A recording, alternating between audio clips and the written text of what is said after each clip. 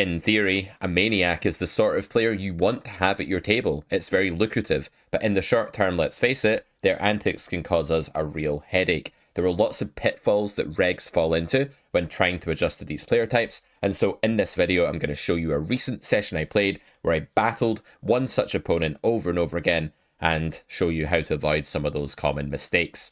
Weapons of War, my brand new course, is live. Bashed my elbow off the chair because I was so excited. At Carrot Corner, you can pick it up by going to carrotcorner.com. After this video, we're running an early bird special.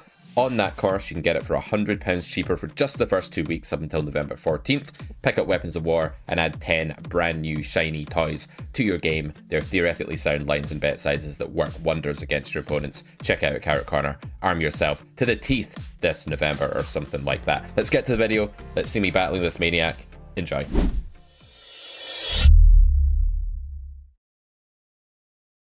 Okay, so we'll pick things up here with the first hand. We're going to go in chronological order here. At the time of this hand, I had not played any hands against villain here on the button, so I didn't really know who they were. They did 3x the button. They'd also cold called, kind of suspiciously in a spot where reg normally wouldn't, so I figured it was most likely a recreational here. At the time, I think ace-5 off is pretty close to a fold here. Could make a fine 3-bet bluff, although I shy away from that against the recreational because they're probably just over-defending a little bit.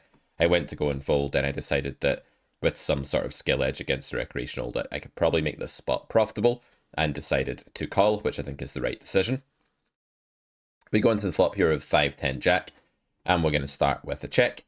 Pretty standard check calling type hand on these weather boards. More of your bluffs are going to be based around immediate equity to straights and flushes and things like that, so the vast majority of them are going to be gutter plus. Although I do think like some 5-4 and stuff that's a bit more vulnerable and doesn't cooler ace queen on the ace turn and stuff is actually going to be a bit more of a raise and is okay to raise.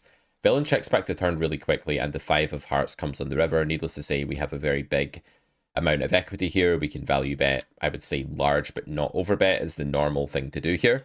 I do question how many flushes recreationals are getting to this river with. I think they'll have some, but not very often, and I think they'll have very few slow plays here, so I think our hand's pretty huge. Villain thinks for a little second here, and then goes for a giant raise. Now, I pretty quickly just fold my hand in this spot. I have no idea who Villain is. They only have a 21 VPIP so far.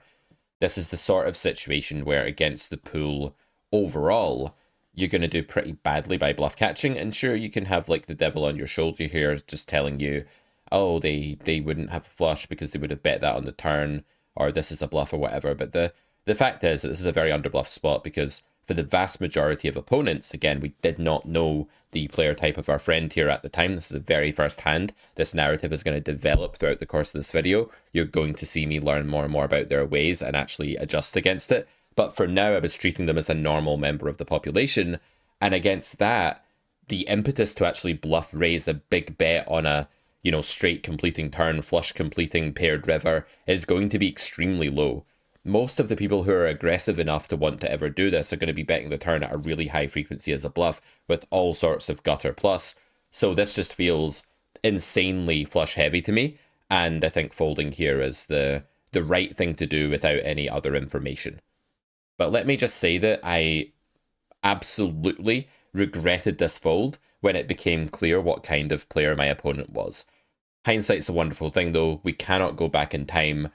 A big mistake I see people make sometimes is they'll say something like, given that he was crazy, we should have called the river here. No, we shouldn't have called the river here because we'd be doing it in bad faith. We'd be doing it because we were just like curious or tilted or just in case the guy was a maniac. We didn't have that information at the time, right? So it's very important that we don't hold ourselves to sort of clairvoyant standards where we say, oh, I learned something later that I didn't know at the time, so I should have known that at the time. No, you shouldn't have. I think folding here is right against the average human. Let's move on to a more interesting spot now. This was the second hand I'd played against this player. You can see on this table, their VPIP is up at 35. They're still 3xing here, even though they're in the cutoff. Definitely a recreational at this point. I knew this player was a bit on the maniac, loose aggressive side from what I'd seen between the last hand and this one. And so I was very happy to isolate the 7s here pure, just always 3-betting my hand, getting the recreational to yourself. This is where some people get a bit confused because they look at the big blind here, who's also a recreational, right, with a 41 VPIP. It looks like maybe not. Maybe this was like heads up a bit before, and that's why they've got a high VPIP. I don't think so, because none of the other VPIPs are high. So if this is another recreational, you might think, well, don't I just want to call and play a multi-way pot with 2 recreational players? And the answer is no, because the 3-bet node here is just more EV than the call node. Like, getting a heads up pot against a weaker player who's making a lot of mistakes is going to be worth a lot more than just inviting the big blind into the pot. And the reason is that we can win a lot of hands with pocket 7s without hitting a set here, and we can capitalize on a lot of like over bluffing mistakes the opponent's going to make with just a pair of 7s. But when we invite the 3rd player into the pot, we actually turn this into more of like a set seeking, implied odds, no set, no bet type of spot, like they used to say back in the old school cowboy days when everyone read Harrington on Hold'em and Super System. So we do go for the 3-bet here to isolate and just pursue that 3-bet node that we expect to be higher EV. And a good thing happens here. This player doesn't realize it's his turn and tells other people to hurry up. Then he realizes it's his turn and sheepishly folds. Pretty embarrassing, and further confirmation of the skill level of this opponent, both in poker and in life, by the way. We're on the flop here with pocket 7s and villain checks, so this is a board that you don't really have to bet your whole range on. You can bet pretty often here. The queen is better for your range in theory. There are 2 set-making cards here, though, for out of position, and it's a late enough position that ace-queen offsuit and even king-queen offsuit could feature in this range here, and that's always going to make the queen a bit less of a pristine Broadway than a jack or a 10, which are more firmly in the buttons range. We also prefer the queen when it's earlier position, and villain doesn't have aces or kings, because of course they would have 4-bet those, and they would have folded or 4-bet most of the combos of ace-queen off, thus greatly reducing the number of top pair they can actually hit. In early position, they also wouldn't have king-queen offsuit, and so the queen is just much more a monopoly card for us when it's an earlier configuration than when it's a later configuration. We have a slide in the Carrot Poker School called Beware the Dreaded Queen, and it has a picture of Queen Elizabeth II, Queen of the UK. Does that make sense? Queen of England, Queen of the UK. Why did they say Queen of England, but clearly it's the UK? I don't know. But anyway, there's a slide with her on it, and it's all about this concept that in later position, the queen is not as good at Broadway as the king or the jack or the 10. The ace is kind of like somewhere in between. So on the flop here, we decide to go with check. And the reason for that is that, 1, getting raised and reopening against a wild player that's very fond of the raise button is not a good idea when you have a hand that realistically cannot bet call, even though we know that this is an erratic raising range. The reason we can't bet call with 7s is that we're not just going to get raised by sets and bluffs. We'll be raised by high equity draws that are just doing well against us. We'll be raised by random top pair. We might even be raised by ace-9 or 10s and start calling down only to lose to some weird mergy polarization mistake. Furthermore, we're a million miles away from showdown. Our hand is not really getting any better, and we're very likely to face future aggression. So bet calling the flop and then folding the turn is kind of like the number one thing not to do against the aggressive recreational player, aka the Maniac. On the turn, villain predictably decides to lead. And they lead big, but we're not really that concerned about the 60% pot size lead here. In theory, I think our hand is already wavering between calling and folding, and it's probably leaning towards folding, honestly, because it's a fragile, vulnerable bluff catcher with very bad improvability when behind. Not that far ahead when ahead, because villain has like a lot of redraw here, like 2 overs plus a spade plus a gutter or something like that, or some amalgamation of that stuff. And it's not useful from a blocker standpoint for blocking any value either. So the hand is what we would call a grade C bluff catcher in the Carrot Poker School, and it can probably just be folded right away even to this sizing. However, in exploitative reality, we are not going to be folding here because the Maniac has done 2 things that make us want to continue, and this is kind of lesson 1 of playing against recreationals. Don't be afraid to call twice and close your eyes on a lot of runouts. So when we call the turn here, we will also call the river on most cards and just say, sure, you're going to have it sometimes, you're going to have top pair, you're going to randomly have the nuts sometimes.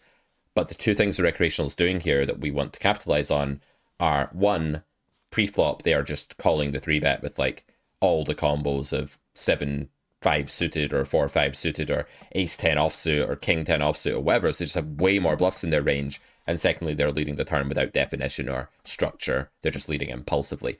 When you take a really wide base range to the turn, like when you've been allowed to land on the turn with loads and loads of combos that you shouldn't even have pre, the default when you give your opponent like, 2.8 to 1 or whatever here is that you're just over bluffing, right? You don't have enough value hands, even on a board like this where you have more value than normal. So we're going to kind of close our eyes with 7s here. We're going to call. We're probably going to call most rivers again. And we're going to just live with the consequences. That's how you deal with Maniacs. Even so, this is quite thin though, right? This is like quite close to like full territory, even against the Maniac. That's how bad the hand is. They check the river on 4 flush quickly. Now, we did get check raised earlier, but I would be extremely shocked if even a Maniac wanted to check raise me on 4 to a flush. There's a certain phenomenon in poker called Disgust Theorem, and I made this term up because I like to make up loads of terms. I'm the guy that makes up the terms, guys. We know this, right?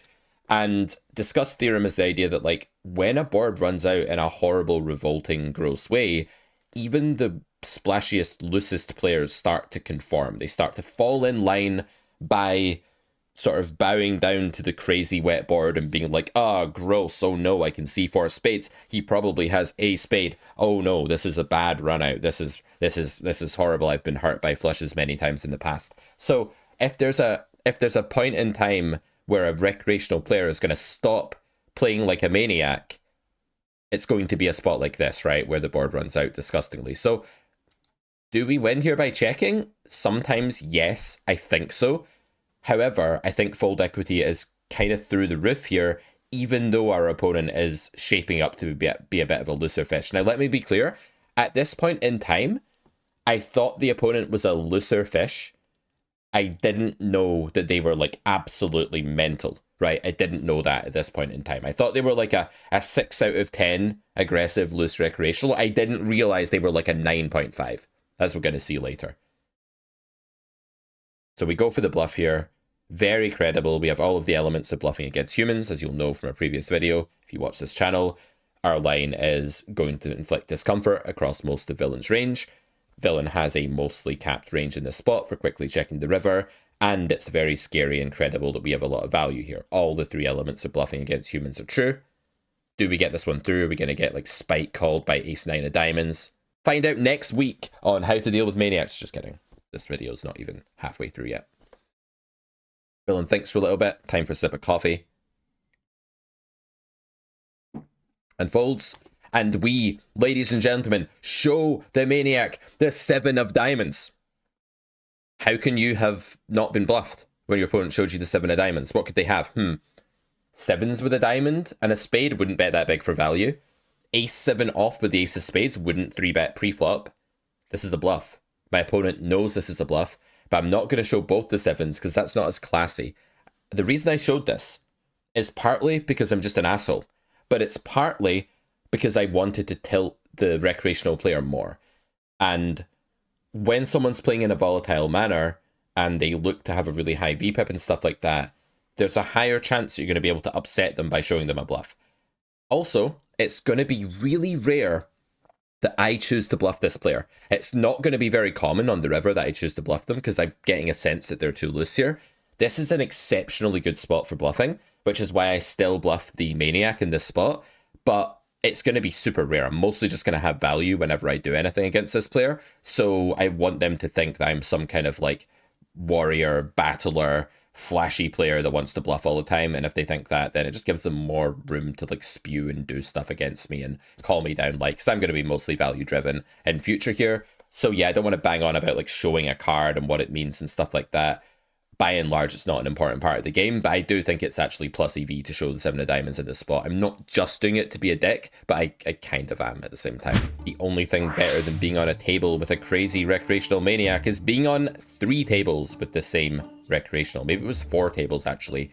This player was on like literally all of my tables, and it was great. I was loving it.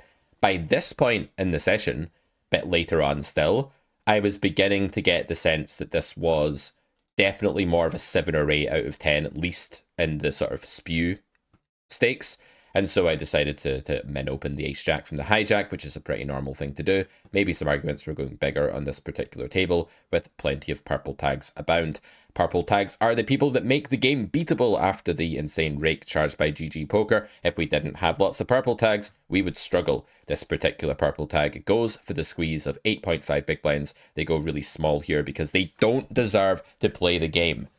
Of course, they should go bigger, but this is why we play poker, right? We take advantage of mistakes like this. Very, very easy call. Huge implieds here, being in a pot with two recreational players.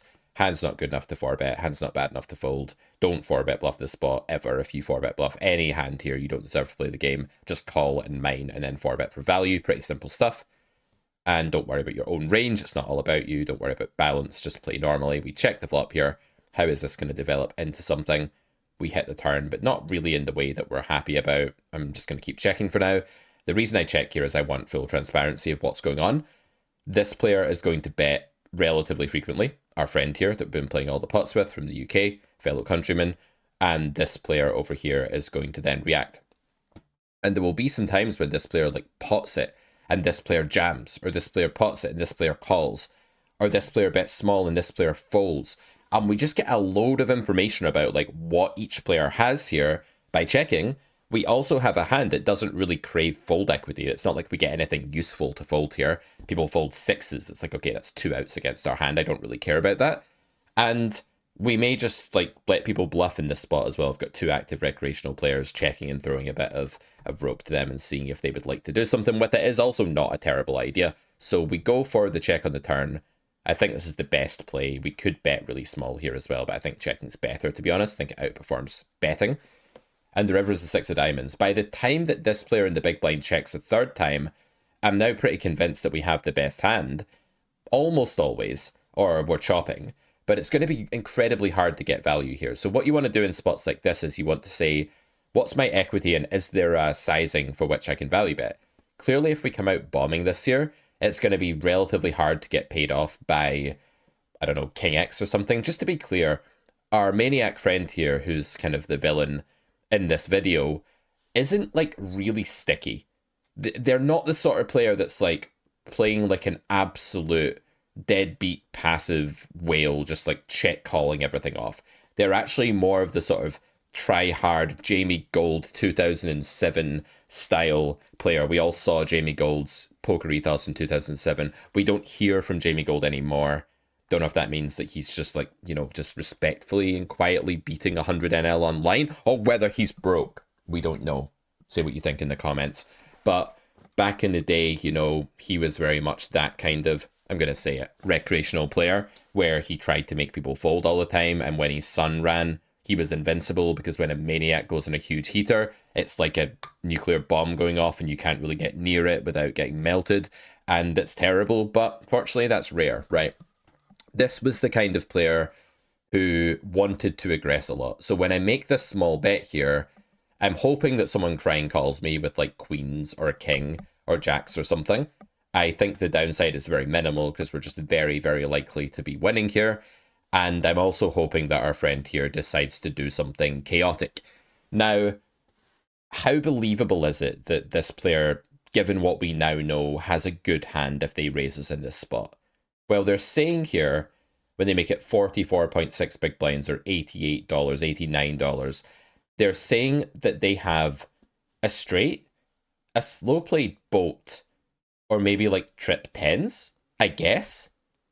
I don't know what else is raising for value, and I have such a hard time believing that when check to 3 times and given, twice, when check to twice and given 2 free bet opportunities where they weren't procedurally supposed to check or anything, they declined to bet twice with either trip tens, queen jack, or full house, or quads. I don't believe it. I'm a non-believer.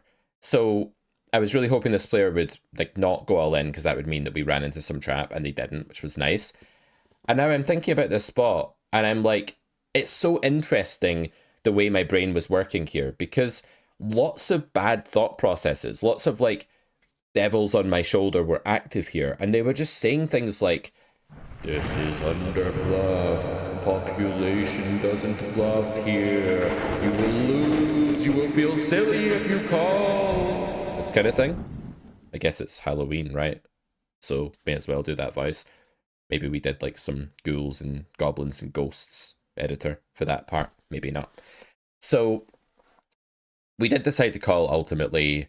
We probably tanked for a little longer than we had to here, but I was fighting off those demons and I was just kind of saying to myself, look, there are so many landing combos of nothing here. Like, villain is getting here with 8s, 9s, 7s, 5s, 4s, 3s, deuces, 4-5 suited, 7-8 suited, 9-7 suited, Jack 9 suited, Queen 9 suited, Jack 8 suited. If they ever decide that they're going to run a bluff on us here because we bet small, if we've ever induced a maniac to attack us here, then they're not just bluffing, guys. They're over bluffing by about 58-1. As I press call here, another really weird and wonderful thing happened. I became certain that I was winning before villain flicked over their cards. So after I'd made the call, and I had no more decision fatigue, and I had no more things to worry about, I'd made peace with the decision, I suddenly became insanely confident that I had won. Something within me just said, oh, I'm so happy right now. And sure enough, villain flipped over pocket fours, and I was like, yep.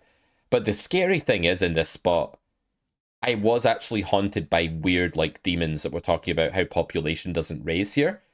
And it's so easy to be on the wrong level of thought. If you're not playing your A game, like you're playing your D game or something, and you're distracted and you're multi-tabling and you're streaming, and people are calling you horrible things in the chat, right? Which happens all the time because the poker community is full of some of the most negative and absolutely reprehensible human beings in the world. But it's also full of you guys who are lovely, my, viewers who say nice things and are awesome, and the majority of you are great. But, when people are calling you horrendous things in the chat, and this hand is going on, and you're playing your C game and you're having a losing session, and someone just like texts you and you saw it out the corner of your eye, there's so many ways you could just be on the wrong level of thinking here, and you could fold your hand accidentally, and it would be such a grave mistake against a player like this. So my second rule, I guess, about dealing with maniacs is take a deep breath, call them down, and accept it. Live with the consequences before you do it. Make peace with your decision before you put the money in. Don't put the money in thinking, oh no, I hope I don't lose.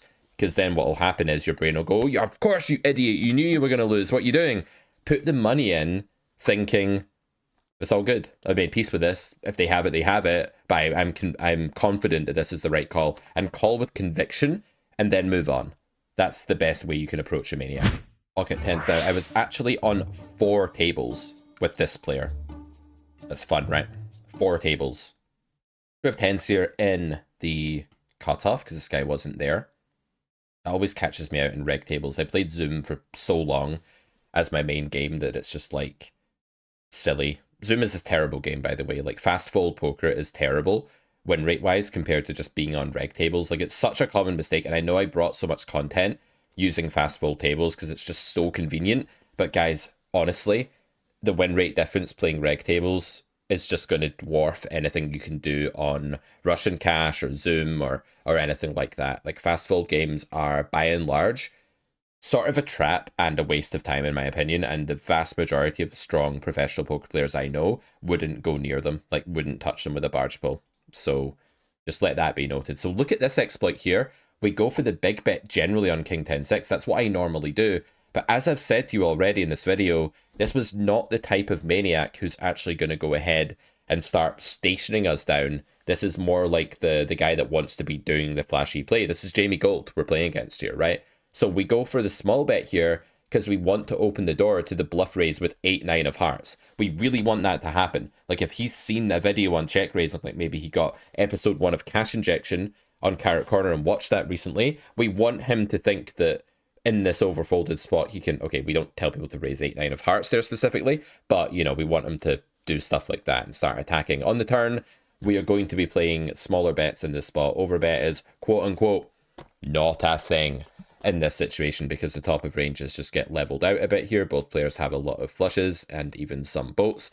So this is not the sort of spot where you normally overbet. It would be especially bad to overbet against this opponent because you would be removing all of that room for them to attack you. And again, unless it's a really sticky, stationy passive player, I wouldn't overbet the spot. I just bet this size, open the door to raises, and just do the normal thing.